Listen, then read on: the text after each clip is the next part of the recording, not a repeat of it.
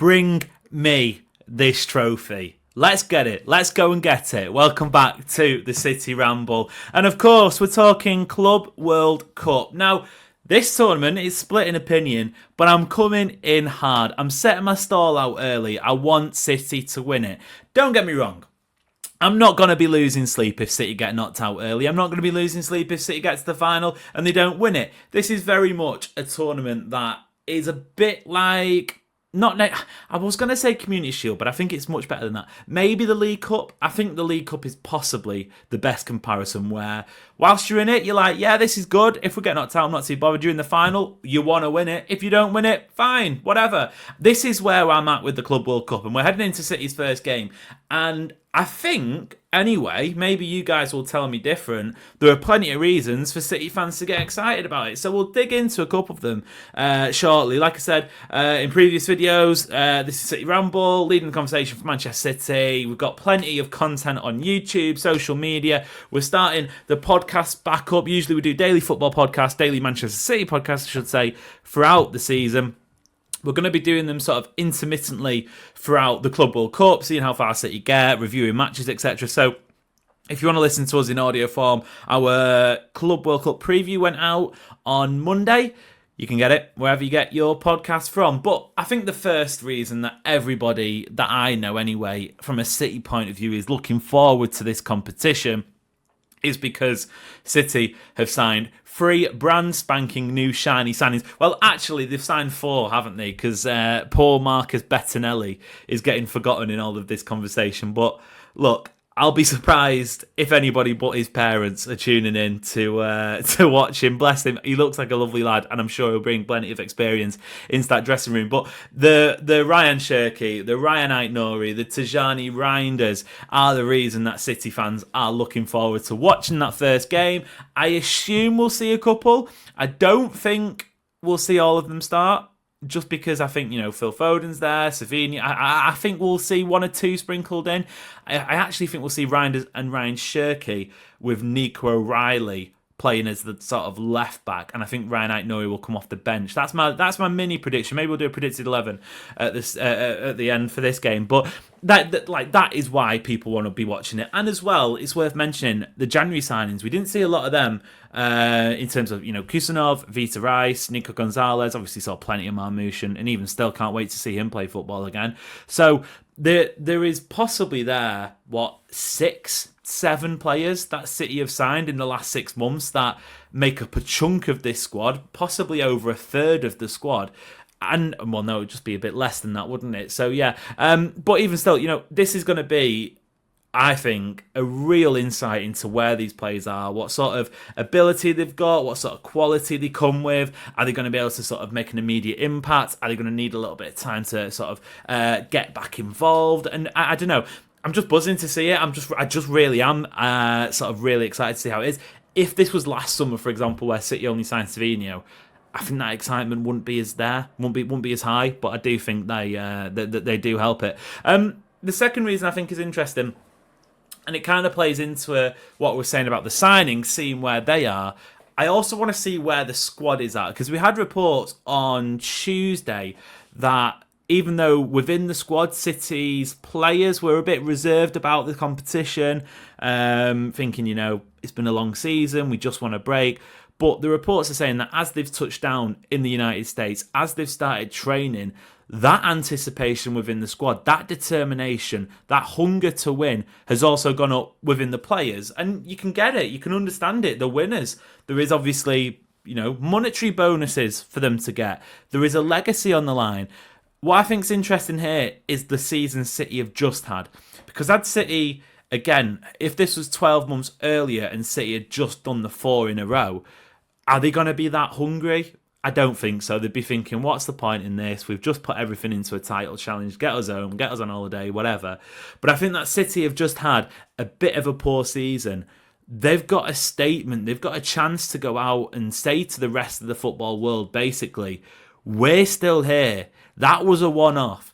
Forget what happened last season. Forget getting beat by Real Madrid. Forget the Feyenoord matches. Forget the Man United defeats. I could go on. I'm going to stop because I don't want to cause any PTSD. Forget that because we're still here. We're still Manchester City. We're still a team that has this in the middle of the pit, middle of the kit. Although I think that's going to not be there for these Club World Cup matches because it's a different logo. But even still, we are technically the defending world champions. So come and get it off us, even though it's a new trophy. Come and get it off us. Come and get it come and beat us. We're still the guys to beat. So I think that's kind of another reason why I can get excited. And the last one, maybe not the last one, because maybe we'll come up with a couple more as we're speaking. But the last one I've got written down on this piece of paper, 2 players who I think are good Club World Cup, or at least seeing them in this competition, could tell us a lot about Manchester City's Premier League title hopes. The first one is Phil Foden, and I think briefly that speaks for itself. He's had a rough season, but he's allowed a rough season because he's been playing elite level football pretty much since he was 17 years old in the City first team, in and around the first team. From 19 years old, he's been a regular member of the squad. So you can understand why one bad season, one off season, mentally exhausted, physically exhausted, whatever. I feel like he's maybe had a bit of time, not as much as some people would like. Personally speaking, I wouldn't have minded if he sort of sat this competition out. That was never going to happen. But even still, can he go and get a confidence-boosting couple of matches? Can he perform? Can he get his head back in the right space? Because regardless of what people say, when it comes to those knockout matches, the quarterfinals, the semi-final, possibly even a final, people will be watching. And if he can go and put a performance on and silence those doubters, I think that'll be massive. But the second player is Rodri. And, as I say that, I'm sure people will be going, well, I don't actually want to see him play that much anyway. But I feel like this is the best kind of environment for him to come back in, because it's not a pre-season friendly, because the intensity of pre-season friendlies won't match what's happening in this competition. I don't think the intensity of matches in this competition, at least in the earlier rounds, will match what's happening in the Premier League. But it's almost a real nice halfway house, I guess, between the both of them. And we can see, or we should be able to see, where he's at, having had that ACL injury. Because there are times where a player will come back from an ACL and they're just not at it. They don't move the same. They have that sort of doubt in the back of the mind. Am I going to get injured again? Am I going to sort of suffer? There's times where players like Virgil van Dijk come back and some might say look even better. So I think this will be a real, a sort of a really good indication of where Rodri is. And if he can even match, 70%, 80% of where he was before that injury at times, not sort of sustain it throughout the entire tournament, but if we can see those glimpses, if we can see that sort of breaking up play, winning the ball back, starting a transition, starting a counter-attack, then I think that'll be promising from City's point of view, because they can say, yes, look, the guy who left us on a stretcher, he walked off the pitch, didn't he, against Arsenal, but had to go off and get surgery, was out for the best part of the season, didn't come back until the last couple of games of the year, if we can have him come back, that's almost like a new signing as well. So, they're the reasons that I'm watching, that I'm getting excited, that I'm getting up for this competition, because there are plenty of criticisms. I think a lot of them are valid as to why people aren't sort of getting up for this tournament and not necessarily feeling the excitement yet. I also think, having watched quite a few of the matches, I said this in the podcast preview as well, so make sure to listen to that if you're on your commute or whatever. The concept for me, I think's wonderful. It's great. As a football nerd, I love seeing teams from South America, from across the world, from Africa, from Asia sort of pit themselves, and some of the matches involving South American teams against European teams have been great, like genuinely fun entertainment. The Boca versus Benfica game, the Fluminense versus Borussia Dortmund match, top entertainment. Maybe there's something to be said about the attendances. Will that improve? I don't know. This game for City against Wydad Casablanca, I think it's been playing at noon in Philadelphia, so I imagine the attendance will be low, and I know for certain if it is, you'll have the usual lot making jokes on social media and whatnot, but let's just ignore that. So yeah, there are concerns about this competition, but I think from an overall point of view, bring it on. And like I said, bring us this trophy, bring it back. That'll be another one for the trophy cabinet, won't it? Although it's a bit of a whack trophy, isn't it? it's not great.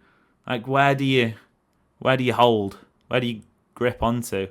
I preferred the old trophy. Anyway, if you enjoyed the video, do hit subscribe, trying to bolster those subscription numbers. Do make sure to check us out on social media as well. And until next time, it's been a pleasure. We will see you later.